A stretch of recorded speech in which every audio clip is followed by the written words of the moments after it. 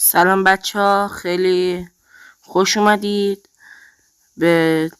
ویدیوهای ما و چنل ما و میخواستم ازتون یه تشکر کنم به خاطر تمام حمایتایی که انجام دادین تو این چند روز و تو این مدتی که من داخل یوتیوب هستم و فعالیت دارم.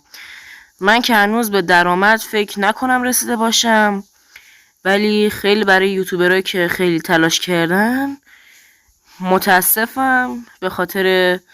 کاهش خیلی زیاد پول یوتیوب و نرخش و